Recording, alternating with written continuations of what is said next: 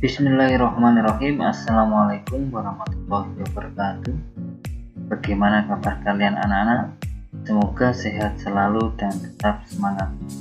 Pada kesempatan kali ini kita akan belajar mata pelajaran pendidikan lingkungan hidup kelas 6, keanekaragaman flora khas Tulungagung. Flora adalah jenis-jenis tumbuhan atau tanaman yang sering kita jumpai di sekitar kita. Flora khas adalah tumbuhan yang hidup pada daerah tertentu. Kenapa dinamakan flora khas? Dikatakan tumbuhan khas atau flora khas karena hanya tumbuh di daerah tertentu saja, tidak dapat tumbuh di daerah lain. Kekhasan tumbuhan ini dapat dilihat dari ciri-ciri dan karakteristik jenis tumbuhan tersebut. Keanekaragaman flora di suatu wilayah tidak lepas dari dukungan kondisi wilayah itu. Adapun faktor yang mempengaruhi keberadaan flora yaitu sebagai berikut. Faktor fisik abiotik, ada iklim, tanah, air, dan juga ketinggian. Faktor non fisik yaitu manusia, hewan, dan tumbuhan. Akan saya jelaskan satu dari faktor fisik dan juga non fisik. Yang pertama adalah faktor iklim. Faktor iklim misalnya keadaan suhu, kelembapan udara, dan angin sangat berpengaruh terhadap kehidupan setiap makhluk di dunia. Begitu juga dengan flora. Yang selanjutnya yaitu faktor tanah. Faktor tanah yang dapat mempengaruhi keberadaan flora yaitu kadar mineral tanah, keadaan tekstur tanah, suhu tanah, perbedaan jenis tanah. Yang selanjutnya adalah faktor air. Air mempunyai peranan yang penting di pertumbuhan tumbuhan karena dapat melarutkan dan mengubah yang diperlukan bagi tumbuhan dari dalam tanah. Yang selanjutnya adalah faktor ketinggian. Faktor ketinggian permukaan bumi umumnya dilihat dari ketinggiannya dari permukaan laut. Misalnya sebagian daerah Kecamatan Pasuruan dan Kecamatan Sendang terasa lebih dingin jika dibandingkan dengan daerah Kecamatan Kauman maupun Kecamatan Kedungwaru. Jadi semakin tinggi suatu daerah, suhunya semakin dingin, dan juga sebaliknya, jika semakin rendah maka suhu udaranya juga lebih panas. Faktor selanjutnya adalah faktor non fisik. Ada manusia, hewan, dan tumbuhan. Manusia mampu mengubah lingkungan untuk memenuhi kebutuhan tertentu. Contohnya daerah hutan diubah menjadi daerah pertanian, perkebunan atau perumahan dengan melakukan pengembangan, reboisasi atau pemupukan. Hewan juga memiliki peranan terhadap penyebaran tumbuhan flora, seperti halnya serangga dalam proses penyerbukan, kelelawar, burung, tupai membantu dalam penyebaran biji tumbuhan. Tumbuhan itu sendiri juga mempunyai peranan dalam menyuburkan tanah. Untuk flora khas Tulungagung yang pertama adalah sukun. Ciri-ciri pokok tumbuhan sukun. Sukun masih sekeluarga dengan kluwih dan mangga. Tetapi sukun tidak berbiji. Kulit buahnya halus dan tidak berduri. Sukun tidak berbiji dan memiliki bagian yang empuk seperti roti setelah dimasak atau digoreng. Pohonnya secara umum tinggi, bisa mencapai 30 meter. Penggunaan sukun sebagai makanan sehat dan hasilnya ada berbagai macam.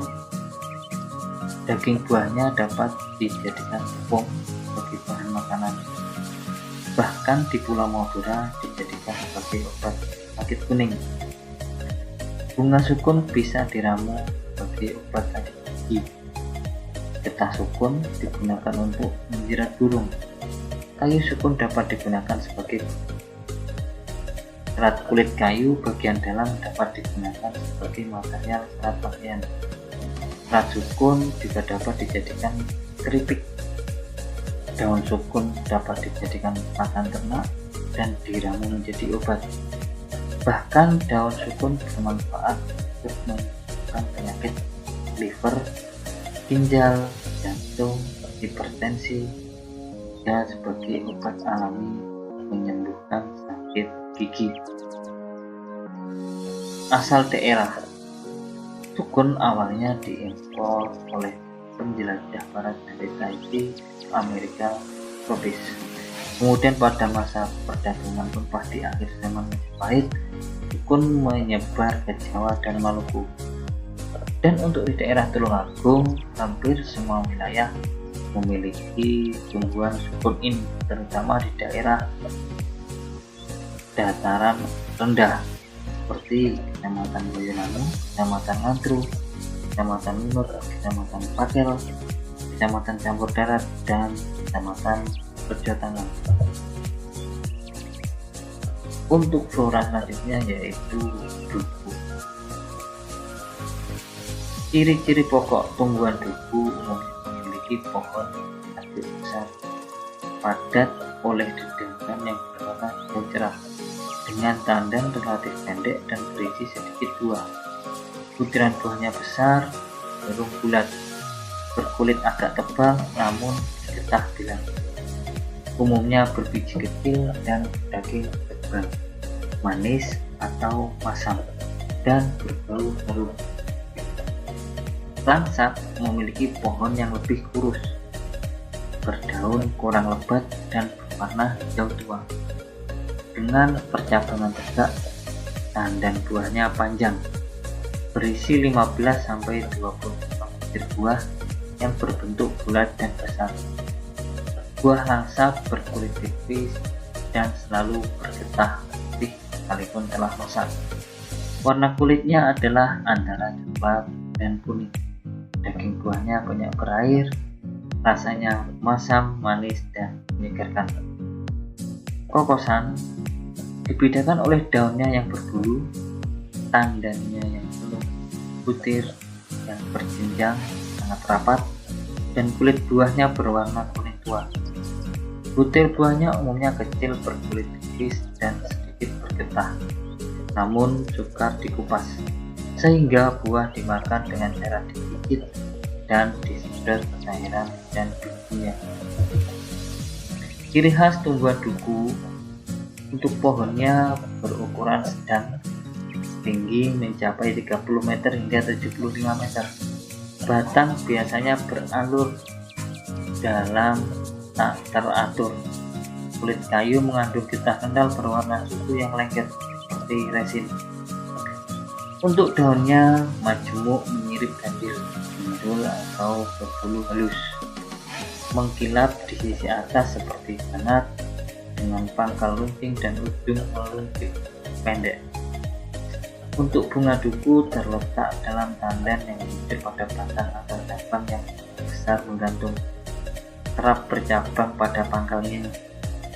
Untuk buah duku yang berbentuk lonjong, bulat atau memanjang, dengan bulu halus, kekuning-kuningan, dan daun berupa yang tidak rontok. Kemudian kegunaan duku sebagai makanan dan hias. Duku ditanam dapat diambil buah, kayunya juga bisa digunakan sebagai bahan perkakas dan konstruksi rumah. Biji duku dapat dijadikan obat cacing dan juga obat demam. Kulit kayunya dapat dimanfaatkan sebagai obat malaria. Kulit buahnya dapat digunakan sebagai obat diare. Apabila dikeringkan, dapat dibakar sebagai pengusir nyamuk. Asal daerah buah duku merupakan tanaman asli Asia Tenggara. Banyak pula ditemukan di Indonesia, Malaysia, dan duku terbagi menjadi beberapa jenis, yaitu duku, langsat, dan kokosan. Di Tulungagung, duku banyak ditanam di daerah Kecamatan Ngantru. Orang menyebutnya duku Tulungagung karena ciri-ciri duku ini hanya tumbuh di daerah Tulungagung. Flora khas selanjutnya adalah jeruk. Sejak dahulu jeruk sudah tumbuh di Indonesia, baik secara alami atau dibudidayakan. Tanaman jeruk ada di Indonesia adalah peninggalan orang Belanda yang mendatangkan jeruk nipis dan keprok dari Amerika dan Italia. Buah jeruk memiliki rasa asam yang segar, meskipun banyak di antaranya yang memiliki rasa manis. Buah jeruk dinikmati karena segar rasanya, sebagai pelepas dahaga, mencuci mulut, dan lain. Jeruk juga dapat diolah menjadi minuman, bisa juga menjadi obat. Buah jeruk kaya kandungan vitamin C. Kulitnya dapat dipakai sebagai piring dan menghilangkan bau anyir. Jika kita pergi ke pasar tradisional, banyak sekali kita lihat beberapa jenis buah jeruk dijajakan oleh para pedagang. Bahkan jeruk sudah banyak jual di supermarket atau swalayan yang dikemas lebih menarik. Untuk macam-macam jeruk yang kecil, ya diantaranya adalah jeruk besar atau pamelo. Jeruk Bali, ada jeruk manis, jeruk keprok, jeruk purut, dan jeruk nipis. Untuk anak-anak selanjutnya silahkan pelajari sendiri materi flora jeruk yang ada di buku Kalpataru. Dan demikian sedikit ringkasan materi dari Pak Arif. Cukup sekian belajar kita hari ini. Jika ada yang ingin ditanyakan, bisa langsung kontak di Pak Arif. Apabila ada kekurangan dalam menyampaikan materi, Pak Arif mohon maaf yang sebesar-besarnya. Terima kasih. Pak Arif akhiri. Wassalamualaikum warahmatullahi wabarakatuh.